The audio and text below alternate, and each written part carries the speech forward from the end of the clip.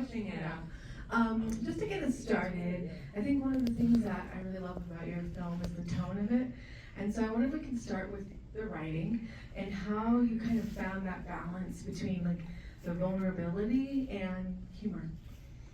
Yeah, I mean, I think the tone was the reason I wanted to write the film. I really felt that this experience was deeply traumatic, and then also things around it were absurdly funny in moments.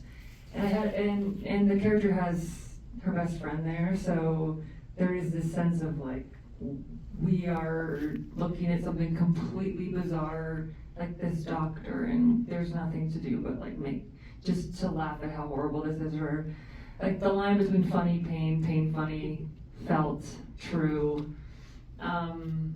And I also find that like I try to write dramatic scenes all the time, and then someone like slips at the end to make it funny, and I felt like it was kind of also natural. I come from the comedy world, so making jokes out of things that hurt is sort of the whole thing over there.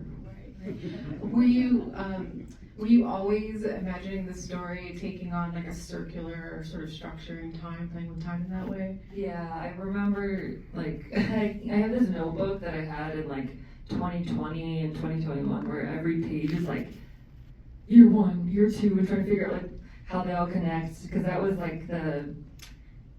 was always the intention, was to try to create a film where the form felt like it supported the non-linear feeling of trying to heal, and that it's not like year 1, year 2, year 3, year 4. It's like little things remind you of other things that make you sad again and take you back a whole year, and you're stuck for another 2 years. And I wanted the film to support that feeling so that it's like emotionally linear and maybe structurally a little bit like cut up. Yeah. For me, it also kind of mimics how memory works, and just like the gaps of time. And also so many things also happen off screen, which I think was really interesting. And I wonder if you could speak to that a little bit too. Yeah, I was really wanting to show a piece of these 5 years. And it was all about thinking about what feels like the most helpful thing that feels emblematic of that year. And then there were things that we don't see, like Liddy has her baby, and I think it's kind of like what does Agnes remember? What's like the most like devastating part of the year, and what does she black out because she can't handle? And I think it's always nice to have a movie. I always like when a movie has that kind of restraint. Like, I don't need to see everything to know it happened. Because as much as you want to spend like, I as a writer want to spend like 200 pages writing about all of their lives, it's like you really have to pick what tells your story in the way that's strongest. And the story is about Agnes and about her journey, and so it was really about staying with her. Was it hard to resist like over explaining, or was that was a conviction that you had in the beginning and you just were able to stick with it?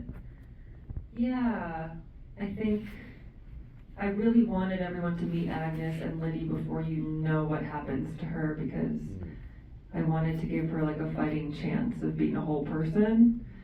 And so then when we go back in time, maybe it feels like, oh, that's why this person is acting this way now. But I've met them and got to know them, so maybe they're not just this person who went through this trauma. They're this whole person who, it's kind of how like a stranger would meet her too at that time. So that felt important. Were you writing this always imagining yourself playing Agnes? Yeah. And you knew you were going to direct it too?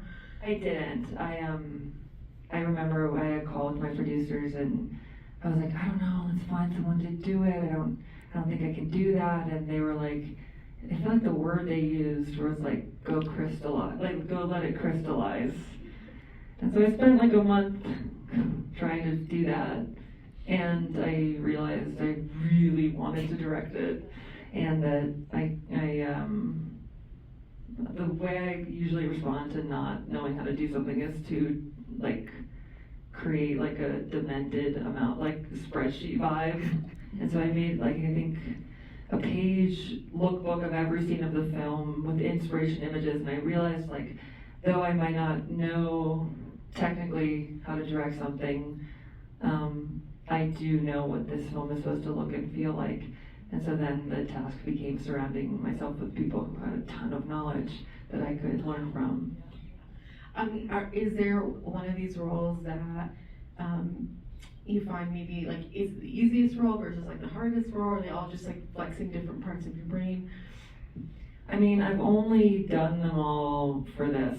I've acted in other things, but no, I'm obsessed with all of them. I really love doing every part of it.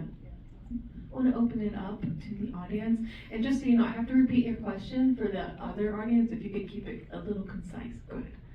I just wanted to comment and ask how the experience was directing and acting at the same time, because I know that's a bit of a big thing to do. What was the experience directing and acting at the same time? Yeah, it was, that was a big question whenever anyone was like, how are you gonna do that? And I was like, well, I don't know right now, but I'm gonna figure it out the first day, I hope. But a lot of it was being extremely, extremely prepared in both areas. Like, I shot listed for like a year before we shot, and I worked with an acting coach for months before we shot. So in that way, I felt like I did everything I could be in control of beforehand. And then on set, it was very much like the first few days, it technically was scheduled like a little lighter so we could find that flow. I had playback that was really close to the set, so I could just run over after we did a take and look at it. And then we kind of found our flow. I had really, really trusted like people. I had two producers and my DP who were sort of my eyes when I couldn't be behind the camera, and that became a really helpful sort of quad trust place that we all kind of were a little like hive working on it. Yeah. I was gonna say I really love the cinematography, and I was gonna ask what your relationship was with your DP. I love the sort of direct address moments that we get.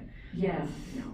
Yeah, she's amazing. It's Mia Chobe Henry. She's wonderful, and she we did like a test shoot, like a practice shoot a year before we shot the film, which was very cool. And that was the first time we shot two of the scenes from the film together in just sort of like a private setting.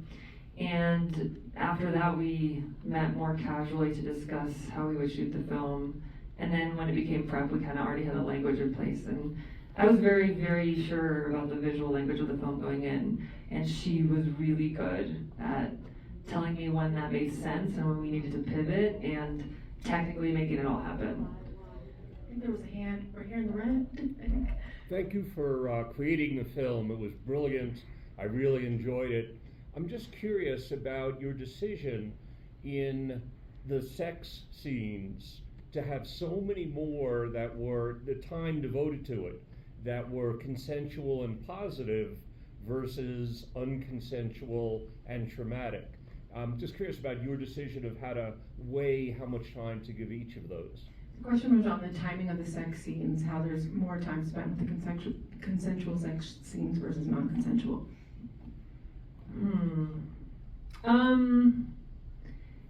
Yeah, I mean, I think what happens in that house when we don't go in is like has nothing to do with sex. So I really consider the sex scenes of the film to be the ones between Agnes and Gavin. And to me, that was about vulnerability and showing what it feels like when you're not connected and you're dissociating and it's not this other person's fault, you just aren't in your body.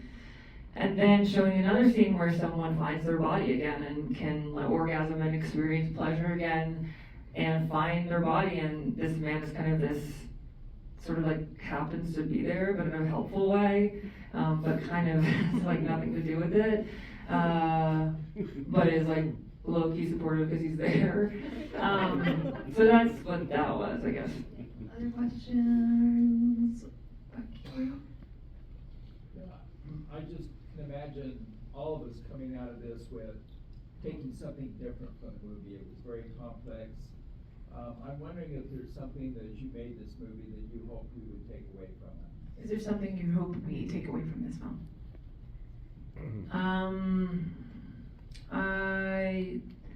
I'm very hesitant to try to tell people what to feel or take away.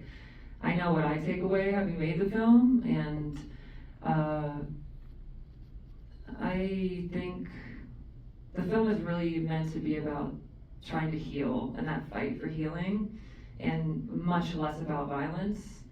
And I think in sort of a meta way, I hope we spend more time as like a people invested in healing and less invested in violence. And I guess in a personal way, everyone can kind of glean, not gleam, glean what they may from the film. I mean, it's a very personal story, and I know it's personal.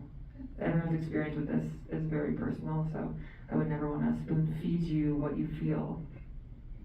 Other questions? I felt like, did I see a hand up there? Right here. I just want to say thank you so much for bringing this film to Sundance. I thought that the balance of such a serious subject with all of the levity was really beautiful. But I just wanted to ask about casting and how you cast this film, knowing that you're the director and you're acting in it, because I thought it was cast so well, and like the one woman with like the deadpan stares was just incredible.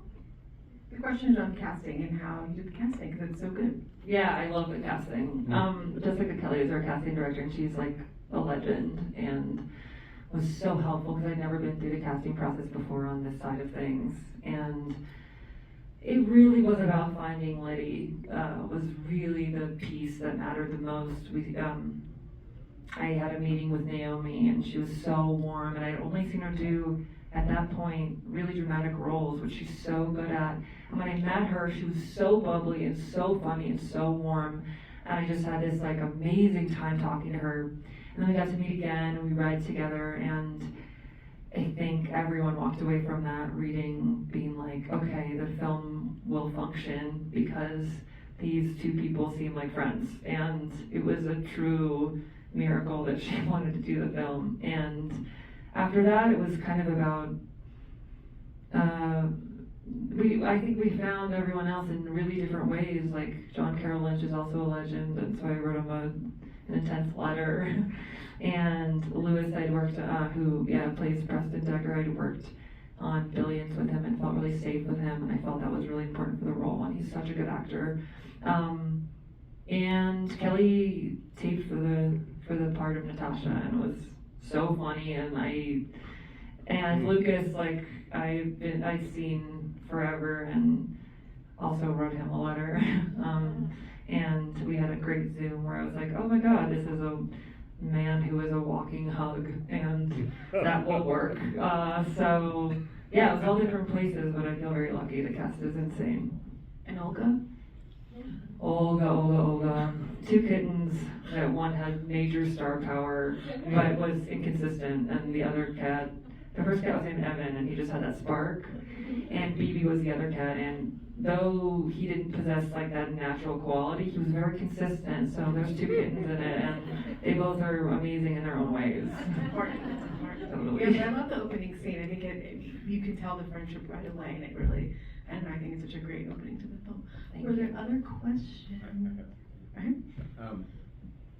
By the way, congratulations. Hey! You knocked it out of the park. It was Thank awesome. you. Awesome. Why'd y'all shoot there? How'd y'all decide where you're gonna shoot? And also, on cast, the baby at the end, was that a baby you knew or a baby y'all cast? I wish I knew babies like that. Oh, great. The two questions were, did you know the baby, and why did you shoot where you shot? We had two babies, and this baby was named Miles, and he just blew it out of the water. I feel like I'm mixing up expressions. It's like blew it out of the park. No, water. Water. And Miles is amazing, and he has star power and consistency.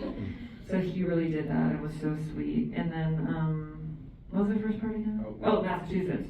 We shot, the film was set in Maine, and we shot it in Massachusetts, and it's a very like the town is very supportive of filmmaking and had a very like legendary crew, and it was right after the strike, so all these kind of like Boston crew legends did our movie, even though it's like not like it wasn't like a blockbuster movie, and I was very grateful for them. But yeah, I think we location scouted a bunch of parts of Massachusetts and found a way to create the illusion of a sort of college town in a few different places all over Massachusetts. Any other questions? I have a question. Do you see hand? No. There you go. Well, I had a question about post and what the process was, especially with you, being such a creative force in so many different roles. Was it hard to see yourself? And Yes. How do you deal with that? How do you deal with that? Are you very critical? Yes, Yeah. I am. I dyed the two front streaks of my hair this like blonde color, and then dyed my eyebrows and showed up, and everyone was like, okay, so you're going through something. It's always the eyebrows. Well, it looks cool on models. But it was very hard. It took a few weeks for me to just face the fact that I was on the screen, and then it became a moment of like, okay, you have to figure out this film as a film, and you are no longer in it, and this is what you have, and this is who you are. And then finally, I think I could start seeing it as someone else. And once that happened, it made it a lot easier to watch. And I had great editors who were like, whenever I was like, I look weird, they were like, no, you don't. So that was helpful too. And how are you feeling now? The premiere was yesterday. Now we're in the phase of the audience reaction and whatnot. So how's that feeling? It's overwhelming and really wonderful. I feel it couldn't be. I couldn't feel more grateful that people saw the film and understood it. For a lot of people understood what I was doing. I think as like a first-time filmmaker, especially with something this personal and what feels really vulnerable, being in it and making the whole thing in a few different ways. I think the whole making this kind of film is like trying to scream out into the world, like, I'm lonely and I'm scared, and is anyone out there? And to be in a room full of people who I could hear them listening and reacting felt just completely wonderful. And I'll hold it for a while.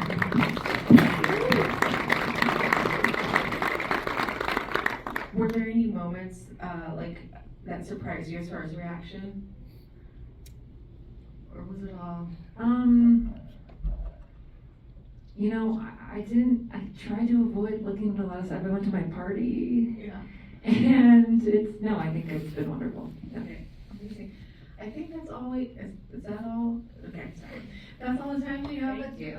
Thank you all for being here. World premiere last night, and it is truly like such an honor and a complete dream to be here doing this. I feel like I'm floating on air, so thank you for being a part of that. This is a film about a time when I felt very unheard, and it is not lost on me that you are all in this theater tonight to hear what it has to say. So thank you to you all first and foremost. Thank you to Pastel, my producers. You are a filmmaker's dream partners. You're the best listeners, fearless advocates, excellent cheerleaders.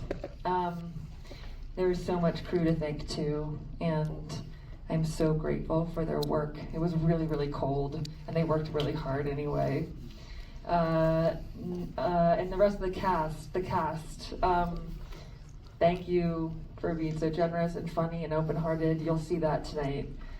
And to my best friend Natalie, who without her there would be no film, and I would be very sad and very different. I will come back for a Q&A with Stephanie. And I can't wait to see you on the other side, so thank you. See you after. Hey, this is Ceryak from MyOnCinema.com. If you want to support us, subscribe below. For more reviews, interviews, film festival coverage from Sundance, Cannes, Toronto, you want to check out these guys on this side.